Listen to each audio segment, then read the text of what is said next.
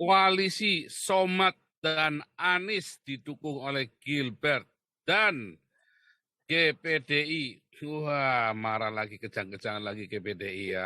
Ya salah sendiri. Iya, enggak. Duitnya nggak mau dukung Aniesnya ya kan. Alasannya untuk kita mendukung Anies, ya, tapi duitnya kan dari Anies. Muji-muji Anies. Hari ini ya, Anda tahu nggak si Anies itu lagi koalisi sama Abdul Somad ya. Anies jadi presiden, nanti lihat ya, nanti Somadnya yang jadi wapresnya, lalu Gilbertnya jadi cheerleadernya kan. Ngeri ya, oh ngeri saudara, ini sudah dibayar sama Anies. Sudah Mikrofonnya mesti di-mute semua nih Pak. Oke, betul. Tapi tentang khilafah ini makin edan ya saudara. Berita-berita tentang khilafah ini makin edan, makin berani mereka ya. Makin edan, makin berani, makin ngeri saudara. Pertama kemarin kita dengar Ustadz Basalamah ya. Ustadz Basalamah ini ngomong orang Kristen menyembah patung. Serem ya, dan nggak ada yang ngapain, nggak bisa diapa-apain. Ya, nggak ada yang diapa-apain. Nanti saya buktikan ya, bahwa orang Islam itu menyembah Ka'bah. Kan saya buktikan saudara. Ya, kita akan buktikan bahwa orang Kristen tidak menyembah patung. Orang Islam menyembah Ka'bah. Nah, salah satunya buktinya apa? Kalau Ka'bah dikencingin. Wah, itu bisa perang itu, saudara. Ya, patung Yesus dikencingin, orang tenang-tenang saja. Kenapa? Karena bukan nggak disembah. Kalau Ka'bah dikencingin, wah, puyeng itu, saudara, urusannya, saudara. Ya, itulah bukti bahwa mereka menyembah Ka'bah. Ya. Nah, nanti kita bikin acara khusus itu ya. Orang Islam menyembah Ka'bah. Nah, orang Islam yang mau debat sama saya masuk harus tampak muka ya. Di sini kalau nggak tampak muka, tidak boleh debat sama saya. Nggak saya urusin, saudara. Nah, dan kita mau ini ya, kita bongkar lagi ya. Ini saya bukan lagi memberitakan, saya lagi membongkar Islam, saudara. Saya lagi membongkar Islam. Nah, terus kemudian si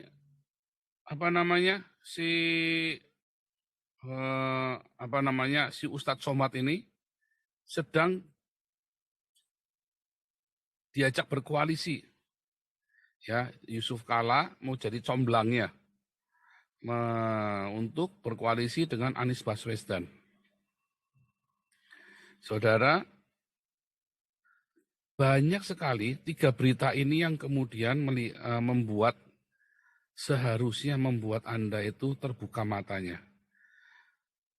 Khilafah itu memang benar-benar sudah siap, sementara gereja belum siap. Ya, YouTuber aja baru diadu sama si HMC aja, baru diadu domba begitu aja, udah langsung kejam-kejam aja. Saya nggak pernah mau masuk, nggak sudi saya masuk sana. Ya, nggak sudi saya masuk sana. Mendingan mati, saudara. Tetapi saya heran orang-orang Kristen kok malah suka masuk ke sana. Ya, karena memang jiwanya jiwa pengkhianat. Macam Yosua Tewu dan istrinya, macam Amin Wijaya itu, macam Alengso, karena jiwanya jiwa pengkhianat. Ya, kalau orang benar nggak mau. Ya, Anda yang suka ke sana itu jiwanya jiwa pengkhianat. Anda senang menghancurkan sesama orang Kristen dengan melalui orang-orang Islam ini. Ya, Anda seakan-akan Anda merasa Tuhan Yesus itu impoten, tidak mampu menghukum saya. Maka Anda berusaha menghancurkan saya lewat orang Islam ini. Karena Anda berpikir Tuhan Yesus impoten. Ya kan? Tidak berkuasa menghukum saya kan? Kalau saya percaya Tuhan Yesus akan menghukum Anda. Sehingga saya tidak perlu minta tolong orang Islam, tidak perlu minta tolong siapa-siapa. Ya, Anda yang sedang ingin menghancurkan saya, yang ingin menghancurkan Damaris dan kasih makan orang miskin ini, saya percaya Tuhan Yesus akan menghukum kalian. Dan saya tidak perlu minta bantuan. Hukuman itu nyata. Ya, nggak perlu. Anda lihat Saifuddin fitnah saya kayak apa. Akhirnya sekarang dia lapakan sendiri kan. Yosua Tewu maki-maki saya kayak apa. Akhirnya saling gigit mereka berdua. Tanpa saya harus minta bantuan seseorang untuk menghancurkan mereka. Ya kan? Nggak usah saya minta-minta bantuan orang kan. Siapa dulu? Pengacaranya memfitnah saya kayak apa, pengacaranya si KC. Nyatanya Tuhan hancurkan mereka kan. Kasih 10 tahun kejang-kejang mereka. Oh sekarang jadi 6 tahun. Bukan karena mereka loh. KC hukumannya 10 tahun jadi 6 tahun. Itu karena orang kita di Perancis ya teriak ke Amnesty Perancis. Ketua Amnesty Perancis tulis surat ke Indonesia. Ya. Bukan karena pengacaranya goblok. Pengacaranya KC goblok. Pengacara goblok itu pengacaranya KC ya. Pengacara goblok mata duitan itu.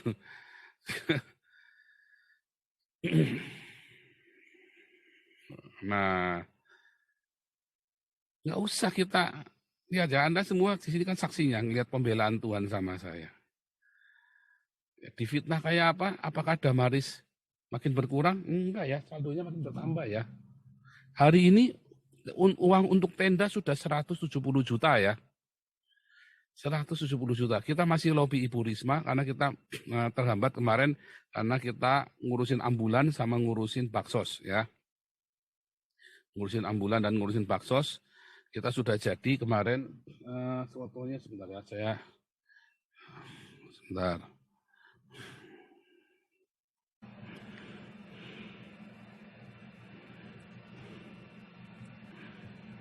Nah, ini dia ya.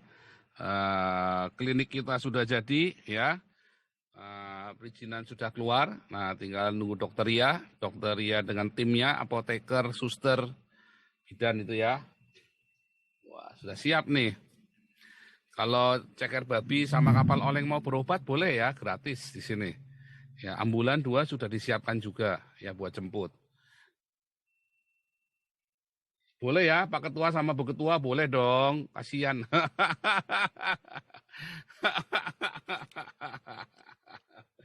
Udah siap nih ya, wah luar biasa. Kalau ambulannya memang lagi diproses nanti ya.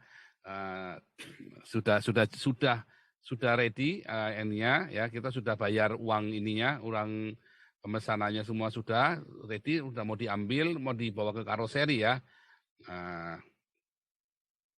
Nanti yang ngurus itu nanti dari Damarkasi ya, yang ngurus dari Damarkasi karena kebetulan Ibu Vivin ininya ya, yang kenal sama karoserinya. Nah ini nanti kita siapkan luar biasa. Wah coba ya, anak iblis bisa mengkoordinasi ya sehingga kita jadi. Ya para donatur yang selama ini donasi ke YouTubers ini, ya akhirnya bisa terarah. Yuk kita kumpulkan supaya jadi proyek. Sayang sekali ya YouTubers ini tidak kepikiran ya, karena memang mungkin niatnya cuma cari duit sih ya. Nggak kepikiran untuk bekerja sama, untuk jadi satu begini ya. Kita sudah jadi macam-macam ya, sudah jadi Damarkasi. Kita supply ya desa, kemarin tiga desa yang di Malang, desa yang di daerah Kudus sama desa yang di Banten, kita support loh. Bisa jadi ya. Nah pertanyaannya ya, apakah jasanya orang Islam buat Indonesia, sumbangsinya? Nah, apakah sumbangsi Gilbert sama Tony Daud buat Indonesia? Nggak ada. Sumbangsinya Tony Daud jadi anjingnya SBY, saudara. Sumbangsinya Tony Daud itu cuma jadi anjing guguknya SBY. Itu kan pengakuan dia sendiri kan. Jaga rumahnya SBY kan. Sumbangsinya Gilbert apa? Jadi anjingnya Anies. Sumbangsinya Anies apa coba? Enggak ada. Malah bikin Jakarta tenggelam. Ya kan? Ngeri saudara. Ya kan? Kita jelas. Oh ini bukan saya, ini hanya toa saudara. Saya ini kuman di seberang lautan dengan sejuta toa. Toanya saya kencang sehingga kita bisa bikin begini ya. Ini bukan saya, ini semua Tuhan Yesus yang bekerja melalui kalian semua. Ya. Tuhan Yesus bekerja melalui kalian semua sehingga kita bisa kasih pengobatan gratis, ya kan? Ketika Anies Baswedan gagal, kita kemarin mau bikin tenda-tenda ya, nggak boleh, ya kan? Ribet sekali. Bukan nggak boleh ya, belum kita coba ke dinas. Tapi karena ada fitnahan-fitnahan, kita lebih baik kita hati-hati, ya kan? Tapi sebenarnya kita mau nyeruduk, kita langsung buka saja nggak masalah sebetulnya. Nah, cuman karena sudah ada fitnahan-fitnahan, daripada nanti kita didatengin yang enggak, terus akhirnya kita uangnya habis buat ngurusin yang begitu, bukan buat ngurusin orang miskinnya, tapi buat ngurusin aparatnya. Itu loh, yang cilaka kan itu, uangnya habis buat ngurusin aparatnya kan. Mendingan kita, kita jalur saja. Ya, toh itu tanggung jawabnya orang-orang ini semua kan. Tanggung jawabnya orang-orang yang, ya gara-gara orang-orang brengsek ini kan, jadi kita hati-hati kan. Nah, coba kalau kalian semua mendukung, kita kemarin langsung sudah bikin langsung, nggak pakai lama. Cuman kita hati-hati, gara-gara sudah banyak fitnahan, daripada nanti kita tiba-tiba didatengin orang macam-macam, akhirnya uangnya habis bukan buat ngurusin orang miskin, tapi malah buat bayar aparat. Ya, jadi mendingan adalah kita ikutin prosedur saja. Akhirnya ikut prosedur ya jadi lama, ya jadi lama. Ya mau nolong orang, kita damar kasih saja. Sudah dibilang katanya mau dilaporkan polisi, laporkan saja kalau berani. Saya nantang Anda yang berani ngelaporin Damaris ke polisi ya. Saya tantang Anda yang berani ngelaporin Damaris ke polisi. Nah, nanti kita urus balik nanti. Ya, para penatua sedang menunggu Anda. Para penatua Damaris. Ini kita lagi mau bikin pengobatan gratis, obatnya juga gratis ya.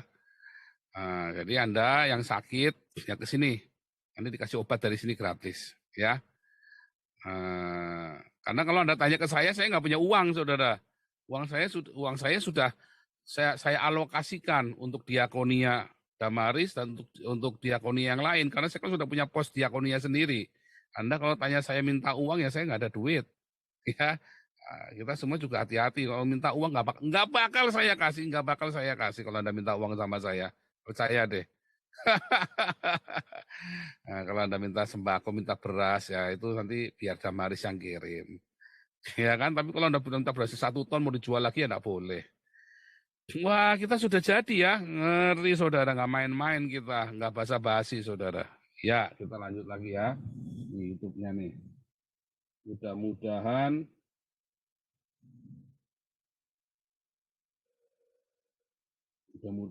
nggak kena ini ya. Ancaman kedaulatan negara Kesatuan Republik Indonesia dari Cina komunis dan etnis Cina Indonesia atau ECI yang ada di Indonesia. Ia mengatakan dirinya bahwa dia adalah warga negara Indonesia yang baik, dia juga Pancasilais, ya, dia juga bilang dia juga mengaku pribumi karena dia lahir di sini, hidup di sini, berusaha di sini dan juga mati di sini. Begitu alasan mereka. Tapi sesungguhnya tidak, mereka itu pengkhianat semuanya. Ya. Mereka itu semuanya perampok ya. Ya, semuanya perampok, semuanya pencuri di Republik ini, ya. Semuanya penjahat di Republik ini. Tetapi mereka bertopeng Pancasilaisme. Itu ada buku saya yang berjudul 3 Wajah, ya, politik 3 wajah Cina ya. Wajah pertama adalah Pancasilaisme. Jadi ketika dia bertemu bapak dan ibu dia berwajah Pancasila. Tapi ketika dia sudah dapat hasil dari pertemuannya dengan bapak dan ibu, dia kembali komunisme. Lalu hasil dari usaha komunismenya itu dia menghidupkan tradisionalisme Cina seperti yang Bapak lihat sekarang ini, ya. Bangunan-bangunan menjulang tinggi, Presiden University itu hasil dari rampokan mereka terhadap sumber daya nasional kita dan sumber daya alam kita. Kemudian yang kedua, ini data yang tidak bisa disangkal. Satu, Liu Yangdong datang pada tanggal 25 September kalau tidak salah ya, silakan lihat di data yang ada. Yang jelas tanggalnya ada dan dia pernah datang di Universitas Indonesia di WISIP. Dia membuat MOU, tanda petik ya, karena MOU-nya itu disembunyikan kemudian, tidak terpublish. Karena ditolak oleh banyak masyarakat. Waktu itu MOU-nya itu bersama Jokowi ya, Presiden Republik Indonesia Joko Widodo atau Jokowi itu dia akan mendatangkan 10 juta seperti pengantar tadi, 10 juta orang, tapi dengan istilah pertukaran orang. Jadi orang Indonesia 10 juta pergi ke sana, orang Cina 10 juta datang ke sini. Ya. Katanya begitu, katanya. jarene ngono, tapi orang ngono. Begitu. Nah, jarene ngono, tapi orang ngono. Lah piye ini orang ngono? Lek ngono lho piye? Nah, setelah ditolak, perjanjian MOU 10 juta penduduk Cina yang ke Indonesia itu tidak datang secara resmi, tapi dia datang secara clandestin, tersembunyi. Itu bisa dibaca melalui penurunan penumpang melalui Lion Air dan sebagainya, itu kemudian langsung menuju ke sasaran dan sangat mudah sekali. Mereka menggunakan paspor visa turis kadang-kadang begitu, tapi kadang-kadang juga yang lain saya tidak tahu. Yang jelas ya cara-cara bandit lah ya. Kemudian yang kedua yang juga tidak bisa dibantah,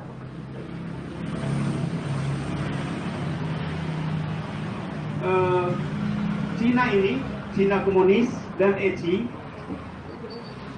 ingin menganeksasi atau berniat menganeksasi Negara Kesatuan Republik Indonesia dari kuasa pribumi dalam tempo 2 kali 5 tahun, terhitung 2019 sampai 2029. Singkat sekali. Kalau Ahok kemarin di Jakarta tidak digagalkan oleh Magma dan Pak ini, ya, lebih cepat lagi. Tapi karena Ahok kepleset. Wih, serem ya. Serem, saudara. Coba. Serem. Mau gimana tuh coba caranya? Mau kayak apa lagi tuh? Nek ngono piye jal carane?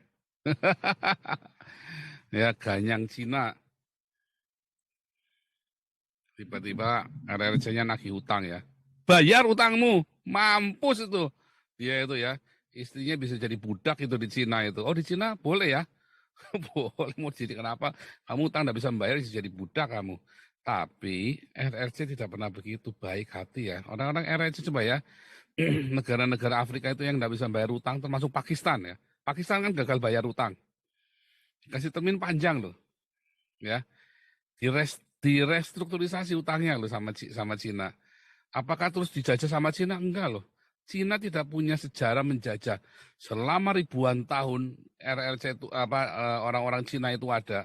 Satu-satunya negara yang tidak pernah menjajah negara lain. Ya kan? Indonesia saja menjajah Papua, ya kan, sama menjajah Timor Leste kan. Nah, Indonesia saja menjajah. Tapi Cina nggak pernah loh. Nggak pernah menjajah. Bahkan Taiwan saja nggak dicaplok loh sama dia. Dibiarkan loh. Padahal pegang kan. Itu pun dibiarkan loh. Hong Kong itu kan kembali sendiri, bukan dicaplok. Memang itu digadaikan ke Inggris setelah tahun 1997 ya harus kembali ke Cina. Ya kan? Bingung juga ya kalau dipikir tadi semua fitnahan dia itu, coba mau jawabnya gimana? Ya nggak bisa dijawab, yang benar ada di penjara saja. Itu tuh nggak bisa dijawab begitu, karena terlalu goblok. Apa yang mau dijawab di penjara? Yang penting di penjara. Wah, ini kerjanya Galaruan nih, harusnya nih ngelaporin ke polisi begini nih. Ya, mudah-mudahan ini benar-benar dilaporin sama Galaruan ya. Serem ya, saudara, kalau sudah begitu caranya, mah serem, saudara. Serem. Sebentar. Nah, ini ada lagi ya, saya tampilkan lagi.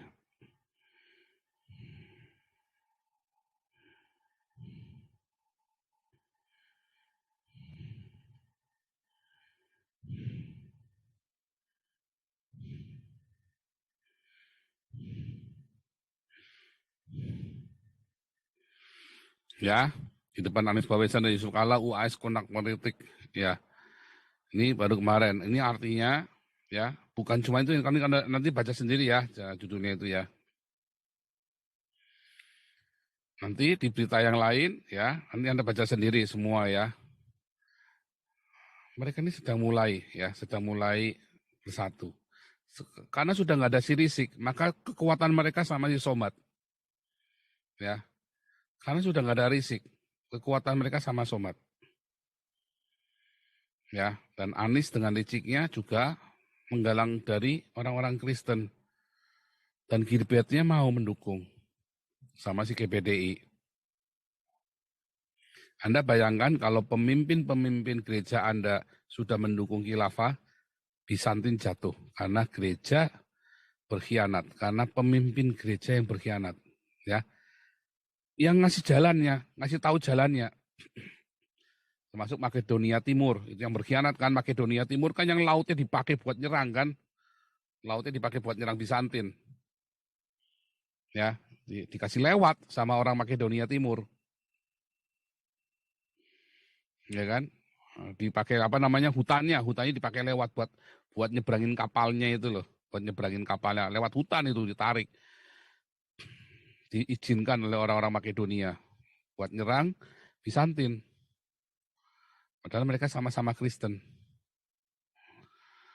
Nah, itu sama ya. Anda jangan anggap remeh ya. Indonesia akan dituai, ya. Satu, bisa dengan cara damai.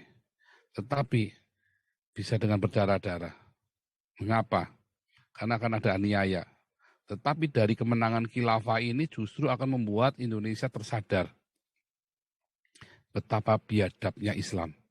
Dan mereka mulai mencari Yesus. Kayak kemarin waktu Ahok di penjara, ya ada banyak orang yang keluarganya pindah jadi Kristen gara-gara Ahok di penjara.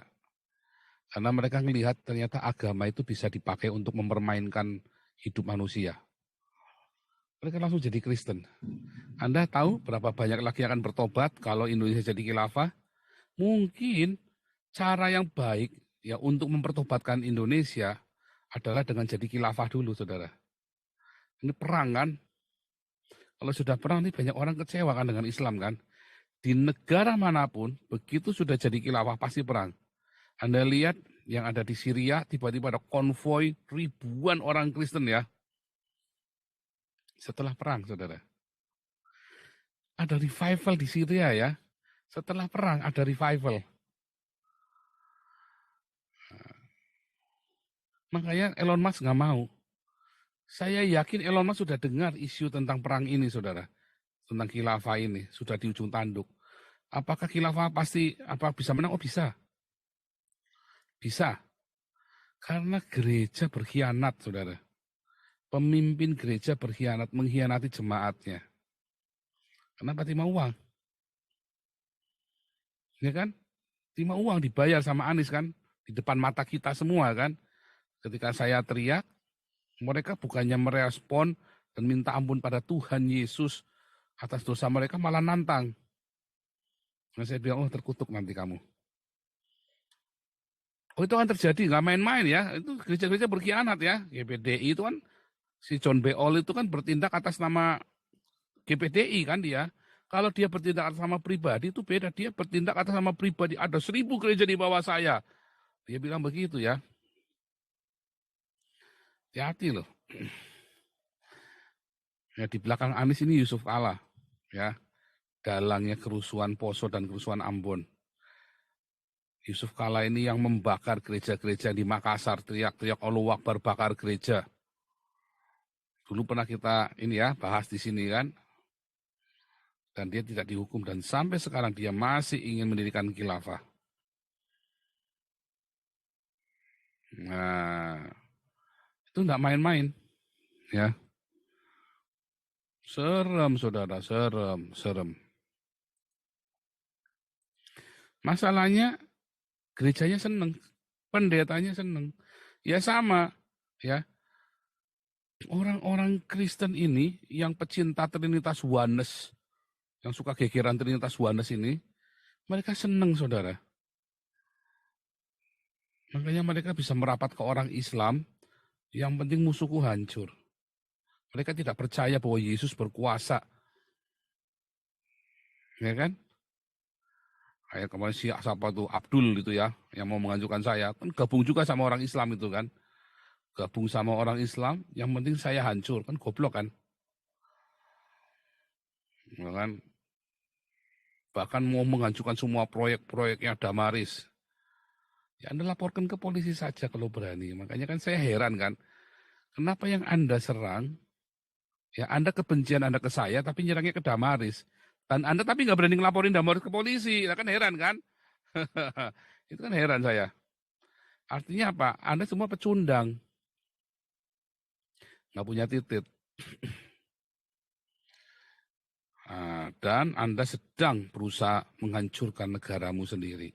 Ketika saya sedang berusaha mempertahankan Indonesia, Anda sedang menghancurkan negaramu. Ketika saya sedang mempertahankan supaya Indonesia jangan sampai bubar, Gilbert sedang menghancurkannya dengan si Tony Daud. Sedang menghancurkannya. Dengan cara apa? Dengan cara mendukung Anies. Ya kan? Makanya saya tanya sama Tony Daud, emang kamu sudah bikin apa sih buat Indonesia selain jadi anjingnya SBY? Yang akhirnya SBY kan menghancurkan Indonesia karena kamu jadi anjing-anjingnya. Ya kan? Seharusnya kan kamu kutukin SBY kan karena menghancurkan Indonesia, malah kamu puji-puji SBY kan goblok, kamu pendeta goblok si Tony Daud ini, evangelis goblok kan, evangelis terkutuk. Bukannya mengutuki SBY karena menghancurkan Indonesia, malah muji-muji SBY kan, bangga dia jadi anjingnya SBY si Tony Daud apa Daud Tony itu. Serem saudara. Serem. Ya sekarang Tony Daud berani nggak tuh? Tadi yang ganyang khilafah itu. Katanya orang sakti dia. Berani nggak sama orang itu? Yang berani cuma saya. Ya kan? Nah, Galarua berani nggak tuh? Tadi diganyap itu. Berani nggak tuh si Galarua nggarap orang tadi itu yang ganyang Cina? Oh, duit ada, jangan khawatir. Duit ada, tinggal berani apa enggak? Tinggal gitu kan, Galarua berani enggak tuh ganyang orang tadi? Nah, duit ada, sudah ready duitnya. Nah, ya kan? Khalid Basalamah katanya, ya nih Khalid Basalamah nih, yang katanya nyembah patung. Ya orang Kristen menyembah patung. Oh tunggu ya, sebentar. Slow respon. Nah tuh ya.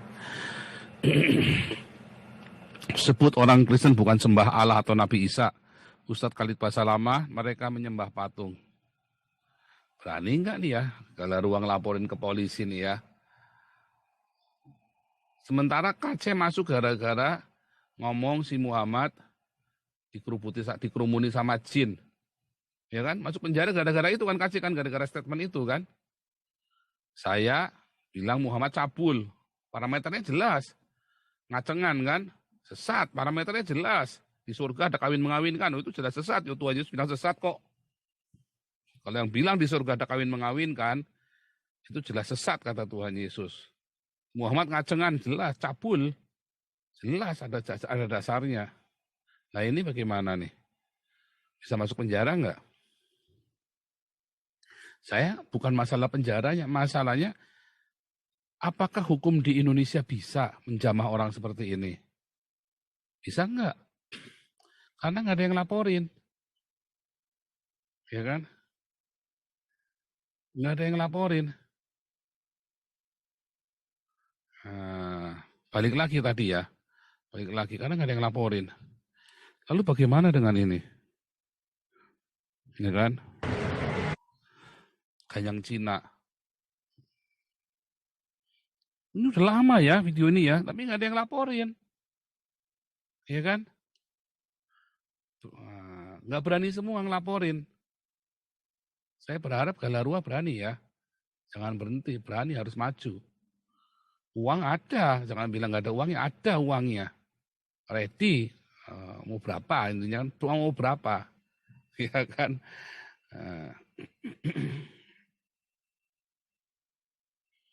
Serem saudara, serem. Dan dalam pemikiran saya ya, belajar menganalisa dari kejadian di Syria, di Irak, bagaimana orang-orang Irak banyak yang bertobat, bagaimana kejadian Ahok banyak orang-orang bertobat jadi Kristen ya. Karena apa? Karena mereka melihat kebiadaban Islam. Nah mungkin adalah langkah baiknya kalau Indonesia dibiarkan jadi, mungkin itu tujuannya Gilbert ya, didukung aja khilafahnya biar jadi kan, kamar Gilbert ya. Tapi justru sebetulnya gara-gara itu, Tuhan Yesus berkata ya, nah berarti Gilbert yang berjasa dong, iya kayak Yudas menyerahkan Yesus. Nah kalau menurut versinya Rudi Yohanes, maka Gilbert berjasa.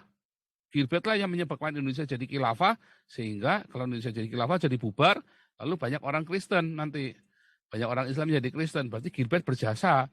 Nah, sama seperti Yudas menyalibkan Yesus kan, nah, kata Rudi Yohanes kan berjasa. Itu kan.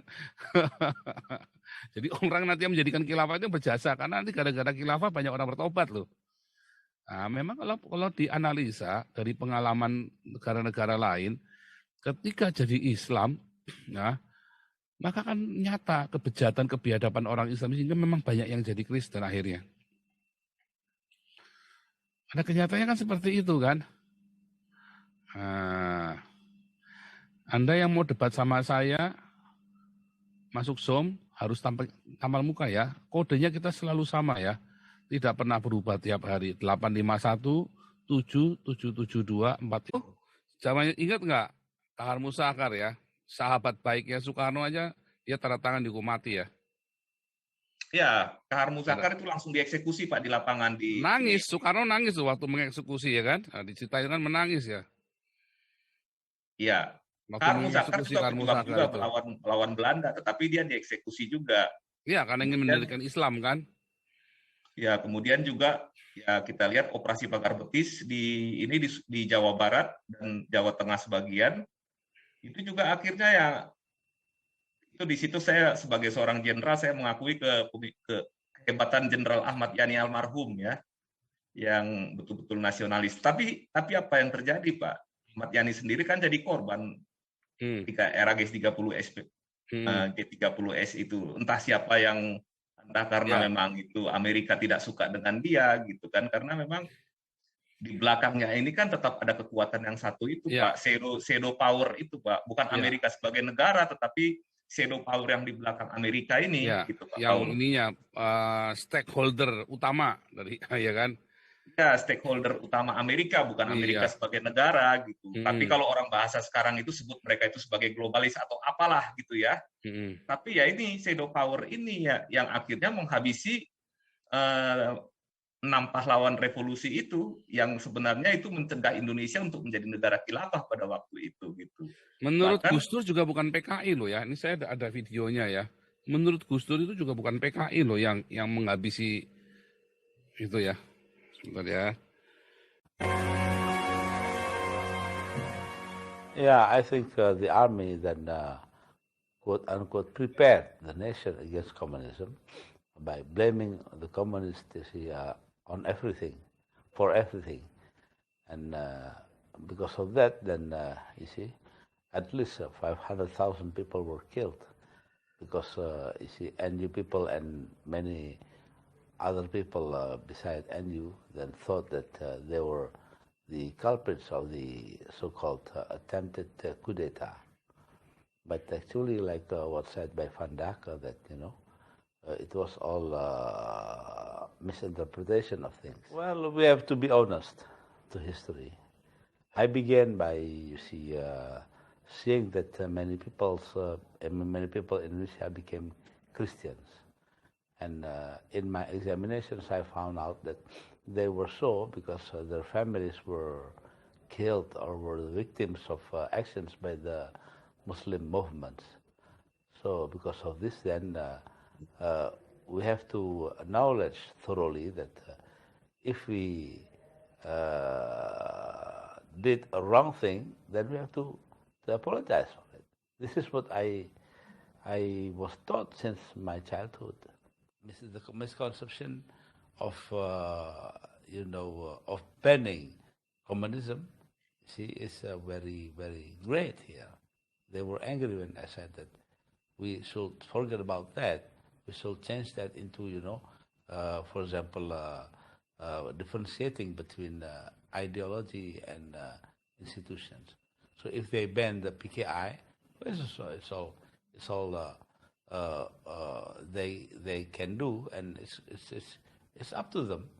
Yeah, but banning ideology or banning thoughts is another thing. That is impossible.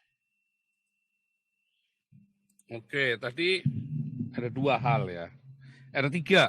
1, bahwa itu akal-akalan Soeharto intinya kan nanti kan. Kedua, ya, akibat dari itu orang-orang NU membantai sedikitnya 500.000. Nah, tapi kalau kemarin kita lihat bukti-buktinya 3 juta ya. Akibat dari kebiadaban itu, ya, yang ketiga nih, lihat ya, banyak orang-orang jadi beragama Kristen. Nah, jadi kalau saya melihat, ya, kalau Indonesia menjadi khilafah akan menguntungkan pertumbuhan kekristenan karena begitu mereka melihat kebiadaban orang Islam sekali lagi selesai. Ya, contohnya di Syria sama di Irak tiba-tiba banyak orang mau jadi Kristen. Contohnya orang-orang Iran yang saya baptis lari kemari lalu di sini mereka minta dibaptis. Mudah sekali memanen mereka ratusan. Mudah sekali sampai hari ini masih banyak baptisan orang Iran. Ya, dan saudara. Jadi ini pertanyaan saya berdoa sama Tuhan. Masa harus jadi khilafah dulu Tuhan? Kalaupun iya, hati saya nggak terima saudara. Kalaupun iya. Kenapa nggak terima? Karena keluarga saya masih ada di Indonesia. Apa mereka kudu ngalami aniaya khilafah dulu? Ya kan? Dan Anda juga kan masih ada di Indonesia. Makanya kita berdoa. Kami berdoa supaya jangan terjadi. Tapi masalahnya kemudian orang-orang kayak Gibet, kayak si Daud Tony ini malah mendukung khilafah. GPDI mendukung khilafah. Dengan memuji-muji Anies Baswedan kan edan ini kan. Jadi anjing-anjingnya si Anies kan. Lanjut dulu Bang Arda. Ini adalah aktivitas kemarin bakti sosial kita, vaksin corona booster. Kita pendukung vaksinasi ya. Grup kita ini mendukung vaksinasi dan menolak teori konspirasi. Ya, walaupun tetap ada yang berbeda dalam beberapa pandangan, tapi secara umum kita mendukung suksesnya vaksinasi di Indonesia ya dan di seluruh dunia. Kita mengharapkan divaksin ya. Dan ini adalah aktivitas kita mensukseskan vaksinasi dan kita bagi-bagi minyak goreng ya bersama dengan Polsek Pancoran ya ini ya Jakarta Selatan bersama dengan Damaris. Oke, tadi saya mau bahas Pak Suara dulu sebentar tadi ya, bagus tadi ya. Ya kita ini sedang menghimbau gereja-gereja untuk bangun, untuk punya beranian. Saya tidak berkata Anda harus seperti saya beraninya, mulutnya enggak. Enggak, saudara. Yang saya katakan di sini adalah untuk menggugah pemerintah dan Anda semua. Ya, kalau saya ngomongnya pakai halus-halus, ya enggak akan ada yang dengar. Anda mau ngandelin Denny Siregar, rezeki Anda, nasib Anda ditakar sama Denny Siregar. Enggak ada orang Kristen komplain kok. Denny Siregar ditekan, Jokowi ditekan. Mana ada orang Kristen komplain? Enggak ada yang komplain kok. Itu aja sih, buser aja Denny Siregar. Nah, makanya saya bilang nih, saya orang Kristen, saya komplain. Saya komplain dengan kehadiran khilafah dan kebiadaban orang-orang Islam mempersekusi orang-orang termasuk aparat pemerintah yang ikutan di dalam mengeksekusi persekusi orang Kristen baik gereja yang ditutup ya maupun dengan hukuman atas orang-orang Kristen kayak Polenis Darmawan 5 tahun ya Muhammad KC kena 6 tahun itu kita tolak tuh. Sementara Yahya Waloni cuma 5 bulan. Ya, itu kita tolak. Itulah persekusi. GKI Yasmin, ya kan. Sekarang mending ya, diurus akhirnya setelah kita teriak. Makanya Bima Arya kan bilangnya kan, to the international world. Wah, gundul yang setelah kita teriak baru kamu ngomong tuh. Nah, sekarang HKBP Philadelphia gimana Anies Baswedan? Ya kan, PR-nya. Ya, itu satu lagi Pak Paul. Ini yang kemarin mungkin sempat Pak Paul bahas ya. Kita di Open Doors itu dari kuning muda menjadi orange itu warnanya. Ya, betul itu ya. Nah, itu juga ya. Dan di ICC International Christian Concern itu Saifuddin Ibrahim itu beberapa kali menjadi berita headline Pak. Demikian juga MKC dan ini terus terang bagi image kita sebagai negara yang mendukung keberagaman dan mendukung hak asasi manusia itu sangat buruk Pak itu kalau sampai turun seperti itu. Tinggal satu langkah lagi kita menuju merah gitu Pak Paul gitu. Ya. Makanya kasus-kasus ya. Kalau bukan orang yang bebas seperti saya memberitakan mau siapa lagi saudara? Anda nggak mungkin teriak seperti saya kan, kalian yang di Indonesia kan. Makanya bagaimanapun juga ya, sebetulnya saya mengharapkan Saifuddin cerdas kayak saya ya, tapi akhirnya dia hanya jadi orang autis saja, karena nasibnya sudah ditakar dia. Sayang sekali ya, Saifuddin begitu ya, sayang sekali. Akhirnya cuma ditakar aja begitu, nggak bisa.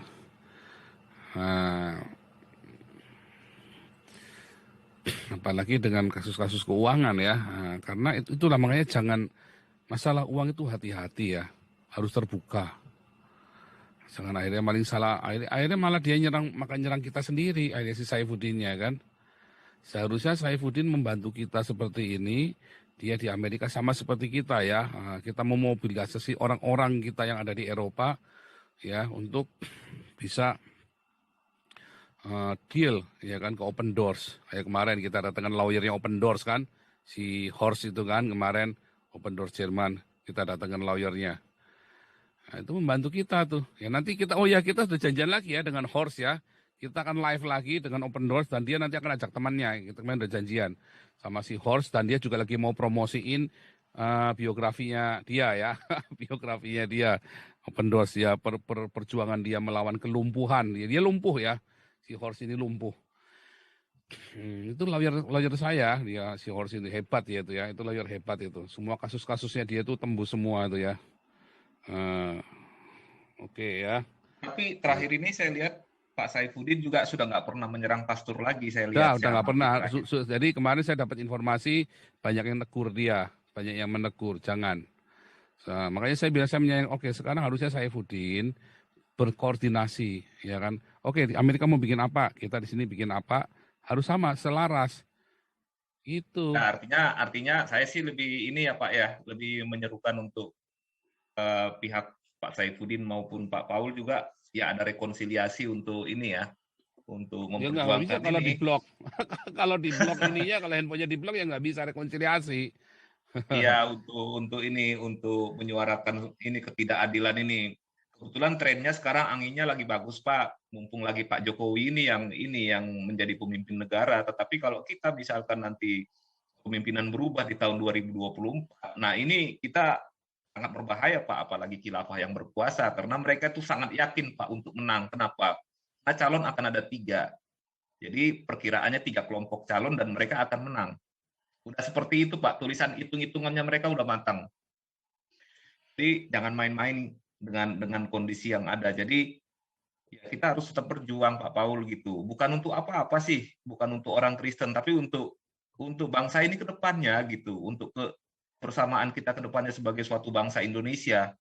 Begitu Pak Paul. Jadi mengenai Gilo dan GPDI ini, apakah mereka masih tetap ini mendukung orang yang tokoh yang akan menjadi agen khilafah di negara ini? Apakah ada Gilo punya kepentingan baru, politik Pak? Karena dia ingin eksis Pak. Gilo itu dari dulu dia sama Pak, kiblatnya dia memang uang Pak. Dia pokoknya saya ingat sekali sejak tahun 2008, ya, dia nyerang Islam habis-habisan. 2010, wah dia jilat umat Islam habis-habisan. Saya ingat sekali, 2008, si Gilo itu masih nyerang Islam. Karena apa? Karena dia baru diculik sama orang Islam, sama FPI. Dipukul ya, digebukin sama orang Islam. Si Gilo itu. Rupanya dia ketakutan terus. Terus ya, jilat pantat Islam, wah. Malah dia serang-serang sesama orang Kristen yang nyerang Islam. Ya kan? Ya. Nah, kemarin dari situlah sebetulnya saya Silakan, melihat ketakutannya dia. Rupanya dia trauma. Ya, waktu diserang orang Islam itu. Nah, dari situlah saya terus melihat, oh ini orang sudah keberaniannya sudah hilang. Karena memang Tapi dari dulu saya juga memang kurang suka sama Gilo sih ya. Dari dulu juga saya nggak suka ya. Gara-gara minta didoain, terus kasih rekening itu loh. Kasih rekening suruh nyumbang gitu loh. Atas sama Gilbert Lumoindong. Jadi waduh udah males dah saya. Udah, udah antipati saya. Jadi kemarin Pak Tobing namanya udah dimasukkan ya. Jadi Pak Tobing menjadi salah satu owner Damaris ya. Dari Pembina. awal, Kalau Pak. pembina kan owner berarti kan. Itu ownernya Ya, dari Damaris. awal, Pak. Iya. Dari awal. Jadi Anda kalau bilang Damaris ini ingin NKRI pecah, goblok ya. Anda bisa ditembak sama Pak Tobing nanti ngomong Damaris ingin Indonesia bubar. Ownernya Damaris itu owner ya. Pak Ponto juga menjadi salah satu penasihat di dalam Galarua Damarkasi ya. Jadi ada 2 jenderal TNI. Anda masih mau mikir bahwa saya mau anti Pancasila? Goblok Anda. Ya. Justru kami ini mati-matian bela Pancasila. Mereka dengan cara mereka, saya dengan cara saya. Dan mereka melihat peluang di Zoom kita. Setiap live kita minimum 1.500 yang nonton. Live-nya. Endingnya kita bisa 20.000 sampai 30.000. Kadang-kadang bisa 100.000. Ya, jadi goblok kalau Anda ini. Pak Santiamer ini mau mengupayakan ya proses tadi yang ganyang Cina tadi ya itu nggak bisa diterima itu. Pak Santiamer ini lagi di Medan ya, dia lagi laporkan skandal pendeta yang berzina lagi. Aduh, pendeta sini jinato kenapa? Karena nggak berdiakoni yang nganggur. Oh sebentar, itu kan saya tahu tuh sama si Inyo Manis wartawan Bodrek itu disetir Pak, jadi dipotong wawancaranya, makanya marah dia. Jawabannya kok saya kurang seneng. Jadi enggak itu dipotong-potong Pak. Khairul Anwar marah Pak, itu dipotong-potong Pak. Dipotong-potong Pak, dia ambil yang sepihak aja. Iya Pak. Jadi message saya sih kalau menurut saya, jadi untuk kita untuk Pak Paul ya kalau just move with caution itu aja message saya. Ya, saya tahu itu Pak. Memang Pak. Caution. Tapi yang Khairul Anwar ini kita memang berteman sudah lama ya, dan orang ini memang nyeruduk Pak. Orang ini nyeruduk, nggak ada takutnya. Tapi orang ini memang ya kita melihat karena keberaniannya Pak. Tetapi terus orang-orang ini yang sirik-sirik ini gara-gara kita kasih 100 juta ke timnya beliau Pak. Rupanya pada sirik Pak, pada mau ngarep-ngarepin duitnya juga Pak. Wartawan Bodrek ini Pak.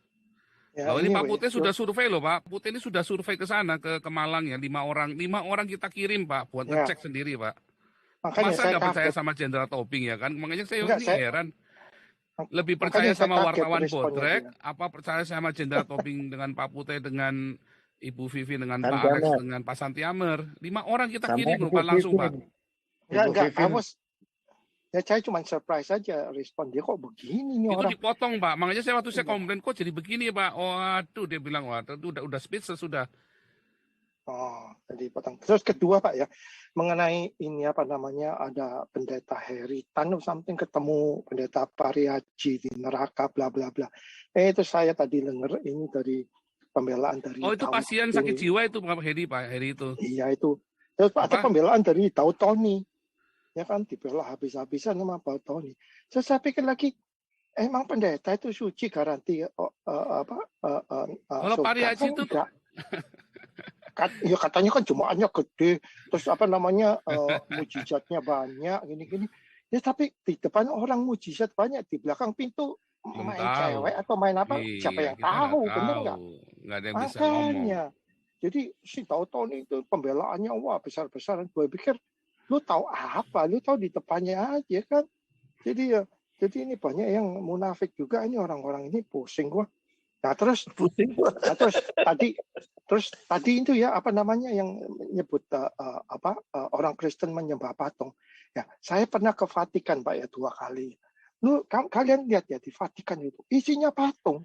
Ya nggak bisa menyalahkan orang-orang di luar melihat itu kan wah gereja patung gini-gini. Nah ya kan nggak bisa nyalain mereka soalnya memang begitu gereja mereka penuh dengan patung. Nah terus saya ke basement ke ruangan bawah tanah tuh di Vatikan itu nggak taunya itu kuburan.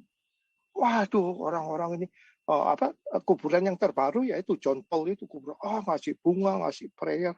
Gue bilang kalau Yesus ngeliat gini bisa teriak kalian what are you doing, you know? Jadi Terus, nah itu general ya. Tapi pengalaman saya pribadi, Pak ya.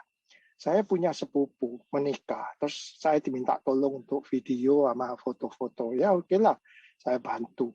Setelah pemberkatan, kedua mempelai jalan ke kamar sebelah. Di kamar sebelah itu ada patung Maria besar. And then mereka sujud di depan patung. Wah, itu hati saya berteriak, Pak. Ini gila ini orang. Ya, menurut dia sembahyang, nggak apa-apa sembahyang. Tapi kan, apa namanya itu, kalau orang lihat, kalau orang lain yang nggak ngerti melihat kan, dianggapnya ini menyembah patung. Benar nggak? Jadi ya, aduh, saya bilang ini keterlaluan deh. Jadi, apa namanya, ya pandangan mereka kalau orang Kristen nyembah patung ya ada benarnya juga. Ya kan? Jadi ya, Iya, tapi Bapak kan Kristen juga, toh? iya benar. Enggak, Nggak maksudnya nyembah, hati saya ini berteriak. Lu bilang, tapi kan lu nggak nyembah gila. patung kan? Enggak, nah saya ini Nah, si protes. Khalid Basamala ini kan memukul rata bahwa orang Kristen menyembah patung. Iya, makanya itu ya. Ini Nah, kerjaannya orang-orang padahal kan, Katolik sendiri. jadi sama saja begini Pak, orang beragama, ya, yang satu menyembah patung, yang satu tidak. Apakah berarti dua-duanya menyembah patung kan enggak kan? Iya. Nah, Enggak, orang maksudnya, beragama yang satu memperkosa jemaatnya, ya kan? Apakah Pak Andi memperkosa jemaat kan enggak kan? enggak, maksud saya gini loh, Pak. Jadi Maksud saya, nggak kenapa bisa mereka satu ini tuh jadi batu mewakili yang lain sandungan? gitu loh Pak. Iya, enggak, maksud saya ini kenapa kita orang-orang Kristen juga kadang-kadang jadi batu sandungan. Mereka melihatnya begitu. Ya, jadi waktu itu saya kan video, saya foto saya tuh hati saya berontak. Ini orang ngapain kamu sembahyang di? Jadi setelah pembaptisan itu mempelai berdua digiring ke kamar samping, ada patung Maria gede gitu, kasih bunga, kasih lilin, kasih apa. Terus mereka ini berdua sujud di depan situ sembahyang. Terus gue bilang, aduh my God, what's going on? Jadi ya itu aja masukan saya. Jadi ya tingkah laku kita sendiri kadang-kadang ya, Ya, itu memang kita ngerti kritik ya kita nggak nyembah terhadap patung. ritual-ritual yang terlalu berlebihan ya. Iya. Saya bilang Ah, sebetulnya tidak salah dengan patungnya, yang salah itu ketika berlebihannya itu. ya. Terus lagi kalau lagi Tapi nggak apa, semua orang lagi ada Katolik paus. berdoa kalau ada kepada paus, patung juga loh Pak. kalau ada paus datang ke Filipina, wah orang-orang Filipina gila, mau megang bajunya, mau megang apa-apa.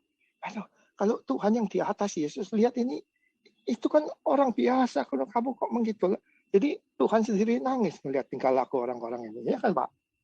Jadi mendewakan, ini aduh pusing deh gua melihat itu. Jadi ya tadi disinggung mengenai patung-patung, ya memang kadang-kadang kita bisa bilang ya salah kita sendiri lah. Ya, terutama saya sorry to say ya orang Katolik ya begitu memang, ya kan. Thank you Pak. Ya, Salam itu hari ini. oke. Kalau mereka berebut pegang baju paus itu karena sama Pak, di zamannya Kisah Para Rasul mereka berebut supaya bayangannya Petrus bisa menyembuhkan mereka yang sakit tuh Pak. Jadi memang ada apa ya namanya ya, ketertarikan itu dari dulu ada dan kita tidak bisa melarang untuk orang seperti itu ya, seperti seperti Paulus waktu di Athena sampai disembah-sembah sebagai Zeus kan, gara-gara banyak orang sembuh kan, Paulus sama si Barnabas itu kan. Tapi kan keputusannya Paulus, dia robek bajunya sendiri, bilang kami ini bukan dewa, dia bilang begitu. Jadi sebenarnya respon masyarakat itu kita nggak bisa menghindar karena memang kalau kita ngelihat ya, saya tidak tergila-gila dengan paus. Artinya kalau datang pun ya biasa aja buat saya. Mau ke rumah saya pun ya adanya kopi sama teh. Ya saya nggak akan sengaja sediakan apa gitu ya. Tetapi memang saya salut dengan Paus Francis ini. Diakonianya itu gila-gilaan. Bagaimana dia menggarap gereja Katolik yang hedonisme itu digarap semua sama dia, dipecatin Pak. Bagaimana dia mengizinkan untuk uskup-uskup dan romo-romo yang pedofil itu disidang Pak. Dulunya kan nggak boleh Pak, ditutup-tutupin. Iya, sama Paus si Francis Benedict. ini yang pertama kali membuka. Makanya saya bilang ini orang hebat. Jadi saya sendiri pun sebenarnya salut Pak dengan Paus ini. Termasuk Mother Teresa yang meninggal ya. Itu yang menginspirasi gerakan kita. Dan saya yakin sekali mereka ini orang-orang yang dipenuhi Roh Kudus. Cuman kalau sampai pengen megang-megang karena cinta, wah, itu memang berlebihan, Pak. Itu memang berlebihan, Pak. Nah, memang harus diakui itu berlebihan. Tetapi itu reaksi yang wajar dari manusia. Ya, reaksi yang wajar dari manusia. Nah, tetapi jangan takut. Tidak semua orang Katolik seperti itu, Pak. Saya bukan membela orang Katolik. Saya banyak mengkritik Katolik juga ya. Saya banyak mengkritik Katolik itu, terutama yang fanatik membabi buta ya. Tapi yang saya dukung dari gereja Katolik adalah teladan dari beberapa orang di dalam gereja Katolik yang sedang membersihkan. Karena Paus sendiri waktu itu statement ya, dulu pernah kita bahas di sini ya. Paus Francis sendiri pernah statement. Di dalam gereja Katolik ada dua kekuatan jahat dan kekuatan baik dan sedang bertempur mereka di dalam. Dulu pernah kita bahas di sini ya. Gereja Katolik sendiri membahas itu dan itu mengerikan sekali. Dua kekuatan jahat di dalam gereja Katolik. Dua kekuatan di gereja Katolik, kekuatan jahat dan kekuatan baik yang sedang bertempur, karena memang iblis itu selalu menyusup ya ke dalam lembaga keagamaan, dan itu yang sedang diperangi oleh Paus Francis. Tetapi memang di satu pihak itu tadi ya, karena sudah terlanjur. Nah itu tadi, makanya kita teriak di sini, yang kita sama di dalam gereja pun sama, ada seperti Gilo, Tony Daud yang sudah gila, Pak. Yang akhirnya mereka menghalalkan segala macam cara, yang penting perpuluhan duitnya masuk. Mereka tidak urusan bagaimana nanti 10 tahun lagi, 20 tahun lagi jadi khilafah Indonesia ini. Mereka tidak urusan. Makanya kita mengkritik orang-orang ini, teriak, kita marahi orang-orang ini, kita teriakin. Weh, maling. Nah, kita gituin kan. Supaya semua jemaatnya sadar. Sebab jemaatnya ini lagi dibawa ke neraka sama mereka ini. Jadi cuman kalau tadi si pendapatnya si tadi HTD itu, wah itu siapa pendeta siapa itu ngaku itu bukan pendeta ya, itu bukan pendeta tuh si hari itu. Saifuddin juga bukan pendeta ya. Jadi Anda jangan semua dipukul rata pendeta, itu bukan ya. HTD juga bukan pendeta, itu pasien dari penyanyi di rumah sakit jiwa itu Pak, HTD itu. Oke, lanjut dulu. Tapi memang harus kita akui ya, ini memang berlebihan. Oke, kita lanjut dulu. Tapi sebentar ya, ini saya harus berhenti 10 menit lagi karena kita sedang mempersiapkan untuk penginjilan hari Sabtu besok ya. Sebentar. Ada lagi terakhir, Pak Putih mungkin kasih penutup Pak.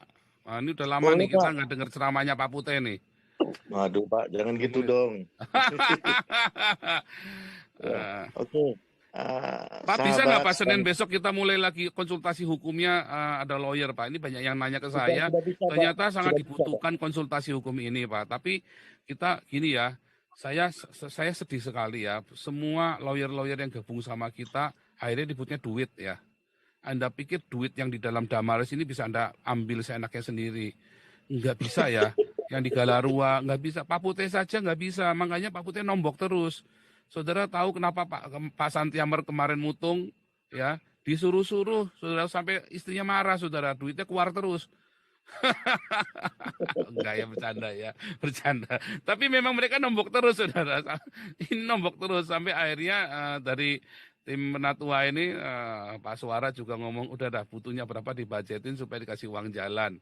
Ya kan, itu aja, saudara, bukan masalah. Jadi Anda pikir lawyer Anda ya gabung sama kita, terus Anda mau dodosin duitnya gitu, wah ini enak ya duitnya banyak didodok. Oh nggak bisa saudara, saya aja nggak bisa, Pak Putih aja nggak bisa. Ya, kalau Ibu Ketua, Bu Mantu, malah nombok terus, Bu Mantu, malah nombok Bu Mantu. Karena kalau ada yang meninggal, ada yang sakit, pertama keluar Bu Mantu dulu. Loh iya, pertama malah nombok. Pengurus itu malah nombok, saudara. Malu kita hitungnya, Pak. Malah nombok. Jangan harap duit. Malu kita hitungnya, Ibu Mantu banyak kali nombok. Makanya, jadi kadang-kadang Anda ini kurang ajar juga nih ya, yang mau dodosin duitnya Damaris ini ya. Itu kadang-kadang saya mikir, aduh, ini orang kok kelewatan. Maaf ya, diyakin yang tulus ya, kasihan ya. Kita stop berapa kali itu gara-gara kasihan diyakin yang tulus. Ya, Sip. gara-gara 1-2 orang kayak Ibu Ria itu kemarin itu ya, kan edan itu kan gara-gara 1 orang. Kenapa? Karena itu membahayakan Pak Stefan dan Ibu Mantu. Statement-statementnya itu bisa membahayakan. Fitahan-fitahan itu, ya. Nah, tapi gara-gara akhirnya kan kita memberikan reaksi apa? Semua harus bikin surat pernyataan supaya jangan ada yang fitnah kayak Ibu Ria tadi. Begitu ada yang kayak Ibu Ria lagi, kita tunjukkan ini loh suratnya. Akhirnya kan kalian sendiri yang rugi gara-gara ada pengkhianat-pengkhianat yang cuman 1-2 orang ini, yang 300 ini kena semua. Artinya nggak nyampe 1% pengkhianat ini. Cuman akhirnya ya kayak si ceker babi, kapal oleng ini yang akhirnya bikin celaka yang lain ini. Bikin celaka yang lain, kasihan. Saya sampai ada yang WhatsApp pribadi, mohon, Pak, tolong Pak. Saya belum bayar listrik, Pak. Ini dihentikan 2 minggu. Seminggu, saya bukan 2 minggu, seminggu. Wah, kasihan saudara. Cuman saya nggak bisa apa-apa. Mereka, para pengurus juga harus punya hak hukum. Supaya mereka juga jangan sampai dirugikan. Mereka siap kok keluar uang, tapi jangan sampai kayak orang dipalak, kayak orang dirampok gitu loh. Mereka siap keluar uang, mereka bukan orang-orang pelit loh. Anda tahu beli ambulan ini, ya, 3 orang ini yang ngasih uang pertama kali, ya. Pak Suara, Pak Stefan, Bu Mantu, ya, kasih duit gede, saudara, pertama jeder buat ini ya, buat mereka siap, tapi jangan kayak orang dipalak, saudara. Jangan kurang ajar gitu. Mesti kitanya mesti tahu diri kan semuanya kan. Bukan berarti kita menghormati mereka. Oh, enggak, kita semua orang biasa di sini. Pak Suara pun di sini juga kudu ngantri kok. Sama kok, semua kudu ngantri di sini. Emang Pak Suara terus dapat prioritas. Oh, duluan nih, wah nih karena kan enggak juga. Semua sama di sini. Pak Suara pun merendahkan hatinya bersama-sama dengan kita di sini. Ya, Ibu Ketua, Pak Ketua sama sekali tidak pernah mau tampil. Saya tawarin nggak pernah mau. Ya, tapi suatu ketika saya bilang harus tampil karena supaya untuk meredakan semua isu-isu yang tidak baik. Kalau Pak Topi kan udah ini ya kita maskot kita.